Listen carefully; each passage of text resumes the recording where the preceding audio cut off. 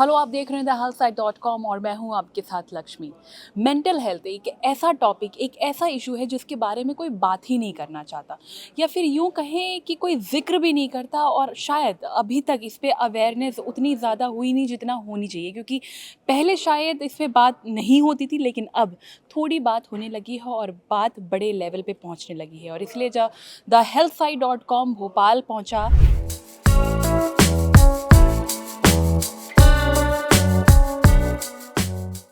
हर age group में mental health को लेके अवेयरनेस होना बहुत ज़रूरी है, इस पर काम करने की बहुत ज़्यादा ज़रूरत है। और इसलिए thehealthsite.com ने mental health, adolescent mental health पर बहुत सारे एक्सपर्ट से बात करी, क्योंकि यूनिसेफ की तरफ से एक पहल की गई एडोलसेंट मेंटल हेल्थ को लेकर।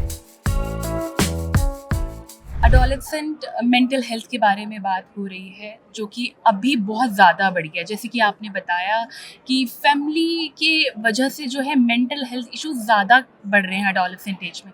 तो फैमिलीज़ की तरफ से क्या इश्यूज हैं वो जो ये प्रॉब्लम हो रही है?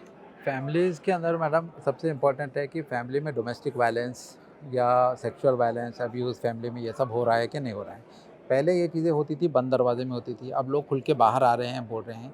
सबसे ज़्यादा असर बच्चे के ऊपर पड़ता है जब ये घर फैमिली में ये इश्यूज़ होते हैं। और जो एनसीआरबी का रिपोर्ट है, नेशनल क्राइम ब्यूरो रिकॉर्ड्स में ये आया है कि फैमिली का प्रॉब्लम की वजह से मैक्सिमम सुसाइड के केसेस बच्चों में ख़ास करके, बच्चे बोले तो 10 साल से 18 साल के बच्चों में ये केसेस आ रहे हैं। तो फैमिली का माहौल हम कैसे रखते हैं, बच्चे को हम क्या तरबियत दे रहे हैं, that is very important. So family bonds becomes very important. छोटे छोटे बच्चे भी सिर्फ पढ़ाई की वजह से जो है सुसाइड कर रहे हैं। तो कुछ ऐसे साइन हैं या फिर कोई ऐसे सिंबल्स हैं या कोई ऐसा बॉडी लैंग्वेज है जिसकी वजह से पेरेंट्स को अलर्ट हो जाना चाहिए कि हाँ, बच्चा गलत रास्ते पे जाने वाला है? यस, सबसे पहले है कि बच्चा आपका खामोश खामोश रहने लगेगा।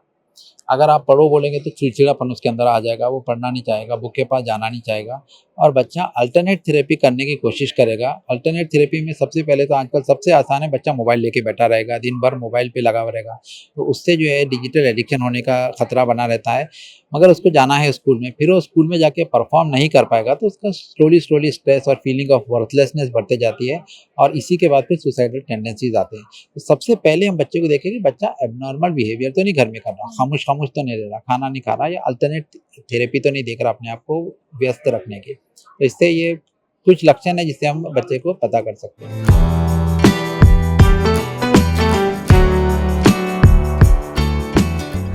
इस वक्त हमारे साथ मौजूद हैं डॉक्टर अपर्णा जोशी, जो कि एक मेंटल हेल्थ एक्सपर्ट हैं। उनसे हम जानेंगे, जैसे कि ये थीम ही है एडोलेसेंट मेंटल हेल्थ के ऊपर। तो वेलकम डॉक्टर। सो डॉक्टर, सबसे पहला सवाल और बहुत कॉमन सवाल है मेरा आपसे कि जो एडोलेसेंट एज में मेंटल हेल्थ इश्यूज़ होते हैं, वो कुछ होने के बाद ही क्यों रिकग्नाइज़ किए जाते हैं? उससे पहले क्यों नहीं इन बातों पे, या फिर पेरेंट्स को या कोई फैमिली मेम्बर या कोई फ्रेंड, उसको कैसे पता चलेगा कि कोई भी जो एडोलेसेंट एज में है वो मेंटल हेल्थ इशू से जूझ रहा है? सबसे पहले बहुत महत्वपूर्ण इश्यू है और ये कंसल्टेशन जो आज है इसमें हम चीज़ की उम्र तक विकसित हो रहा है, जी। पर उससे पहले ही हमारा जो भावनात्मक दिमाग है वो आगे दौड़ रहा है। जी, जी। तो भावनाएं आगे है और विचार थोड़े पीछे है। तो एक बहुत स्फूर्तिला एज है, क्रिएटिव एज है, पर बहुत परेशानी तैयार करने वाला भी एक एज है। भी एक्सपोजर भी बहुत है, प्रेशर्स बहुत है और कुछ कर दिखाने की जुनून है, पर कंपैरिजन रेफरेंस पॉइंट्स भी अलग है।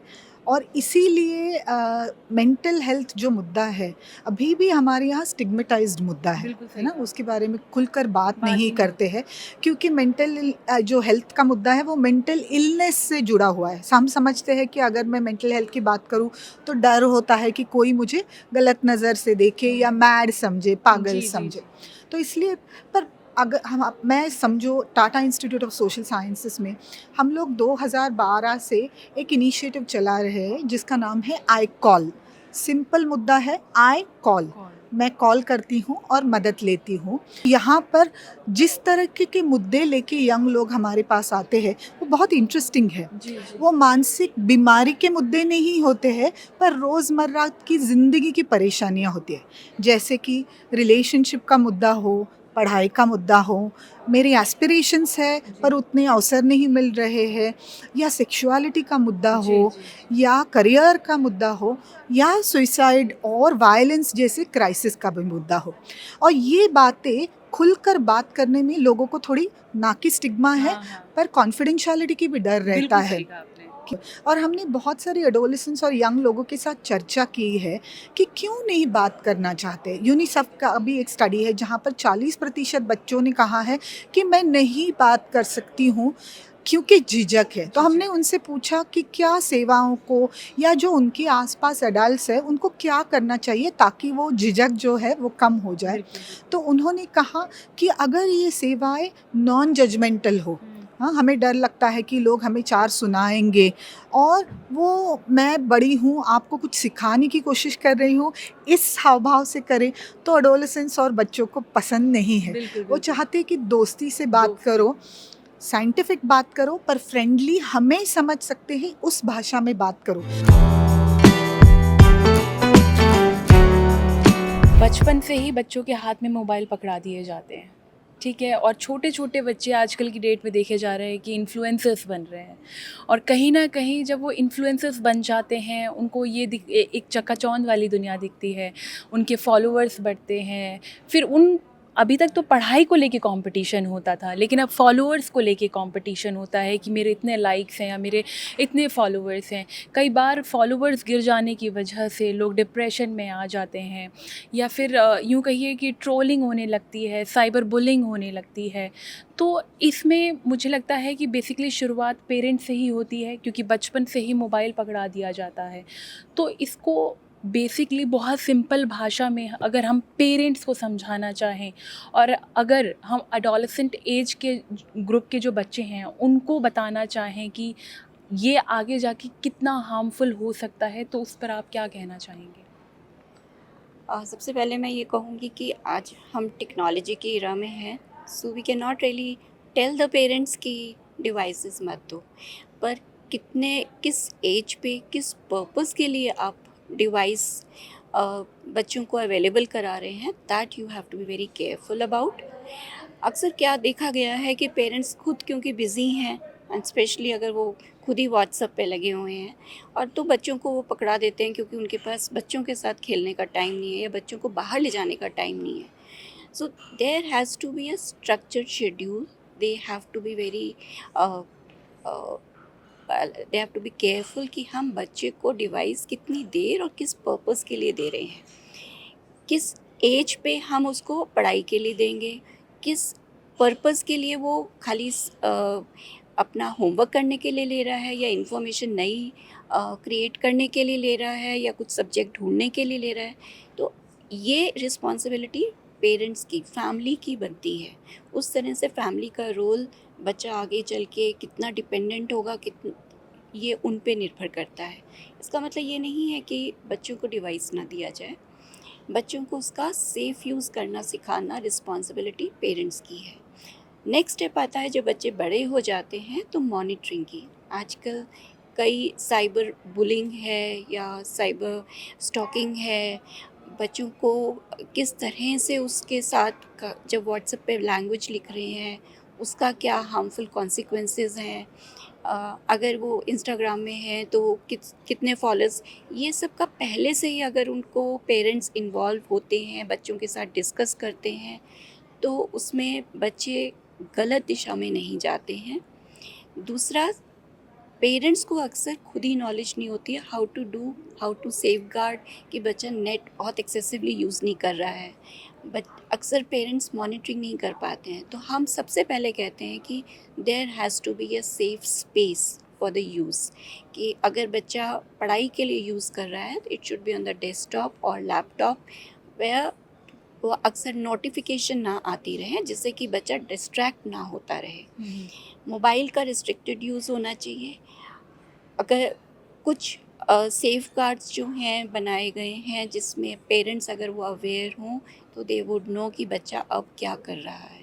So these are the things which if parents are aware about, definitely बच्चा गलत दिशा में नहीं जाएगा, टेक्नोलॉजी डिपेंडेंट नहीं होगा, और इतना प्रीऑक्युपाइड नहीं होगा कि मैं गेम खेल रहा हूँ या मेरे फॉलोअर्स हैं कि नहीं है. That is just part of life then. मानसिक हेल्थ को लेकर किशोरों और युवाओं को लेकर क्या योजनाएं बना रही है और आगे आने के प्लान्स क्या हैं? बिल्कुल, देखिए, निश्चित रूप से मध्य प्रदेश की सरकार बच्चों के और किशोरों के स्वास्थ्य के प्रति सजग है. हम यदि शारीरिक रूप से उनकी चिंता कर रहे हैं तो हम विभिन्न तरीके के परीक्षण शिविर लगाते हैं. स्कूलों में भी होते हैं, कॉलेजों में भी होते हैं. उसमें यदि कोई बच्चे अस्वस्थ पाए जाते हैं तो उनका इलाज करने का काम करते हैं. दूसरी रूप से मानसिक रूप से स्वस्थ रखने के लिए हमारा विभाग भी प्रयास करता है. उसके लिए मनहित जैसे ऐप हमने बनाए हैं. मनहित ऐप के माध्यम से किशोर स्वयं अपना मानसिक स्वास्थ्य परीक्षण कर सकते हैं और उनको सलाह देने के लिए भी हमने हेल्पलाइन नंबर जारी कर रखे हैं. तो हम उनकी शारीरिक और मानसिक रूप से स्वस्थ रहने की चिंता तो केवल हमारा विभाग कर लेता. बाकी के उनके विकास के लिए हमारे मध्य प्रदेश सरकार में आनंद विभाग जैसा विभाग है. योग की भी प्रचार प्रसार हमारी सरकार करती है. यदि यशस्वी प्रधानमंत्री नरेंद्र मोदी जी ने अंतर्राष्ट्रीय स्तर पर योग को स्थान दिलाया है, वही योग व्यक्ति को शारीरिक, मानसिक, बौद्धिक और आध्यात्मिक रूप से उन्नत करता है. तो निश्चित रूप से मध्य प्रदेश की सरकार भी इसके लिए काम करती है. जैसे स्कूल में एग्ज़ाम्स को लेकर, कॉम्पिटिशन्स को लेकर काफ़ी बच्चों में प्रेशर बढ़ता रहता है, तो इसको कंट्रोल करने के लिए आपका क्या स्टेप होगा? बिल्कुल, हमारे जो स्कूल हैं उनमें भी हमने इस तरह के, हमारे शिक्षा विभाग ने इस तरह की व्यवस्था की है कि बच्चों को सलाह मशवरा करें, अपने टीचर्स के साथ सलाह मशवरा करें. शिक्षा विभाग ने भी हेल्पलाइन नंबर जारी किया है कि यदि कोई समस्या है तो उस पर विचार विमर्श करें, क्योंकि बात करेंगे तो बात बनेगी, ये पक्की बात है. तो अगर पेरेंटिंग उस पे कहें तो आप किस तरीके से पेरेंटहुड को देखते हैं और पेरेंट्स के लिए आप क्या मैसेज देना चाहेंगे? बिल्कुल, निश्चित रूप से मैं तो पेरेंट्स को यही एक संदेश देना चाहता हूँ कि हमारी पेरेंटिंग जिस तरह से हुई है उसी तरह की पेरेंटिंग हमको अपने बच्चों के लिए करना, लेकिन थोड़े से सुधार के साथ में, क्योंकि ज़माना बदल रहा है, उसके साथ हमें बदलना पड़ेगा. जो भाव हमारे माता पिता का हमारे लालन पालन के लिए था, वही भाव हमारा भी हमारे बच्चों के लिए है.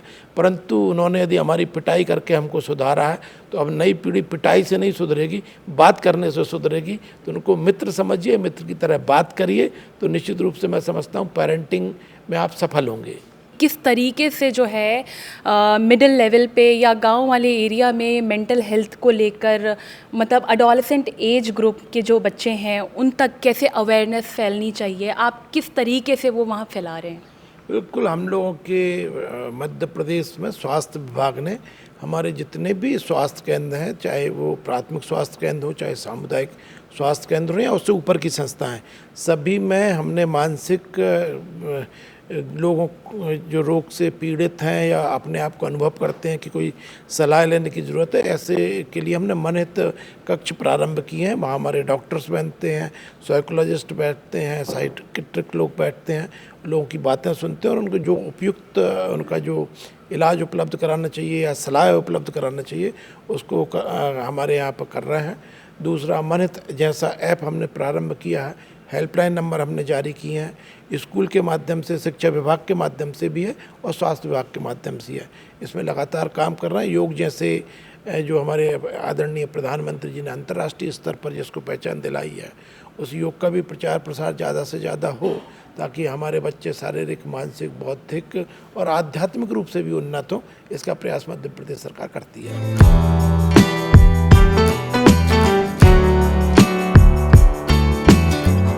मेंटल हेल्थ को जो है पागलपन की बीमारी कहकर लोग जो है नज़रअंदाज कर देते हैं, तो इसको समाज तक पहुंचाने के लिए अवेयरनेस को लेकर किस तरीके से काम करेगी सरकार? जैसे ये वर्कशॉप हुआ यहाँ पर, जी, एक कंसल्टेशन हुआ, जो इस फील्ड में काम करने वाले लोग हैं उनके डिस्कशंस हुए, पैनल डिस्कशन हुए यूथ के साथ, एक्सपर्ट्स के साथ. इन चीज़ों को हमें नीचे तक ले जाकर, और यदि कहीं कोई इस प्रकार की परिस्थितियाँ जो आमतौर पर समाज में बनती ही हैं, उनको कैसे हमें काउंटर करना है. ये जितना नीचे बातचीत होगी उतना ही लोग ये समझेंगे कि सिर्फ एक फील्ड में हमें असफलता मिल गई तो वही दुनिया नहीं है. कई ऐसे फील्ड हैं जहाँ पर हम अलग अलग तरीके से, हम देखते हैं कितने अचीवर्स हैं हमारे सामने. कोई आर्ट के क्षेत्र में है, कोई गेम्स के क्षेत्र में है, कोई पढ़ाई में है तो कोई रिसर्च में है। तो ज़रूरी नहीं है कि एक फील्ड में हम दूसरे को देख के और उसी दिशा में आगे बढ़ने की कोशिश करें और फिर असफल हो जाएं तो निराश हो जाएं। Try for the best, prepare for the worst, ये फार्मूले पर हमें बच्चों को चलाने के लिए तैयार करना चाहिए कि आप कोशिश करो, लेकिन असफल होगा इसका मतलब ये नहीं है। हो सकता है कि भगवान ने आपके लिए किसी दूसरे क्षेत्र में सफलता लिखी हो। ग्रामीण क्षेत्र तक ये अवेयरनेस फैलाने के लिए क्या करना चाहिए? ग्रामीण इसी प्रकार के कार्यक्रम करने चाहिए और ग्रुप डिस्कशंस करने चाहिए बच्चों के साथ, स्कूल टीचर्स के साथ, सोसाइटी में काम करने वाले जो जनप्रतिनिधि हैं उनके साथ इस समस्या की चर्चा करें और फिर उसके समाधान क्या हो सकता है इसके बारे में चर्चा करें, जिससे कि प्रॉब्लम के साथ साथ सलूशन रूरल एरिया में, सुदूर एरिया में लोगों के पास उपलब्ध हो सके।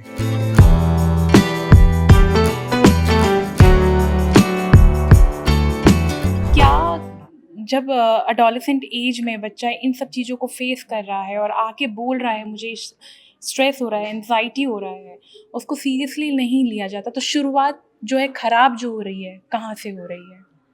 जो जैसे हम फिज़िकल हेल्थ को हम काफ़ी अटेंशन देते हैं, ऐसा ही बहुत ज़रूरी है कि जो हमारा माइंड का हेल्थ, आप बोल रहे हैं कि मेंटल से कुछ स्टिग्मा होता है, मगर सिर्फ हम फिज़िकल और मेंटल जब बोलते हैं, माइंड का जो चेंजेस होता है उसको हम मेंटल वेलबींग बोलते हैं, या हम आजकल बोल रहे हैं कि ब्रेन एंड माइंड हेल्थ करके भी बोल रहे हैं जी। तो I think that's a easier way to understand it. मगर हमें समझना बहुत ज़रूरी है कि जो तनाव आ सकता है वो सिर्फ अडल्ट को नहीं आता है, बच्चों को भी आ सकता है।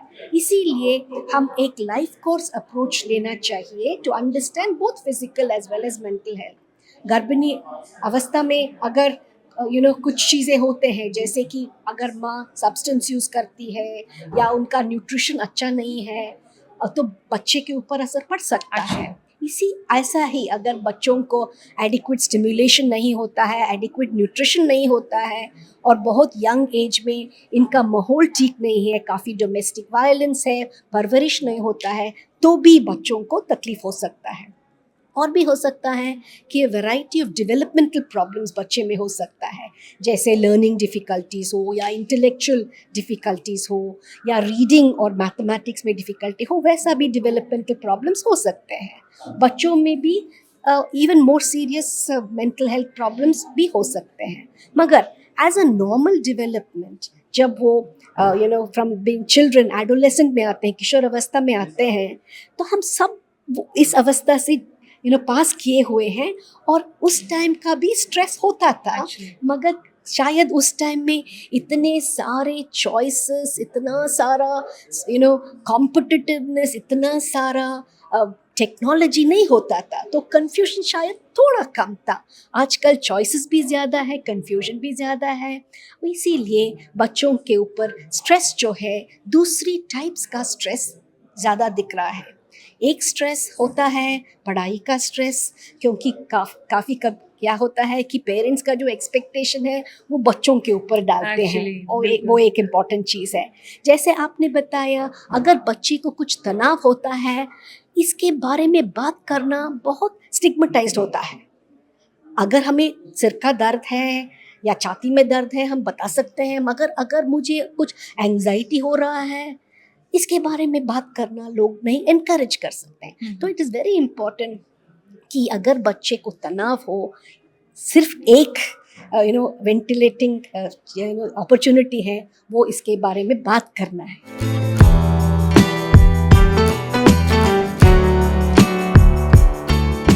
मेंटल हेल्थ अडोलेसेंट की बात हमने की, लेकिन आई थिंक उससे नीचे एज ग्रुप में भी काफ़ी ज़्यादा बढ़ रहा है। जैसे सुसाइडल थॉट्स आ रहे हैं, क्राइम करने वाले थॉट्स आ रहे हैं, हार्म कर रहे हैं किसी को भी, या फिर छोटे छोटे बच्चे आपस में अफेयर्स कर रहे हैं। ये सब जो काफ़ी ज़्यादा रेज हो रहा है, इसके पीछे रीज़न आप क्या कहेंगे? इसके पहले एक फंडामेंटल चीज़ जो आपने ही पूछी कि मेंटल हेल्थ के जो इश्यूज़ हैं उसको आज भी इतना स्टिग्मा है और नॉर्मलाइज नहीं हो पा रहा है। तो फिर से मैं ये एक बार दोहराना चाहता हूँ जो अभी मैंने पहले भी बोला, हेल्थ की डेफिनेशन को समझते हैं।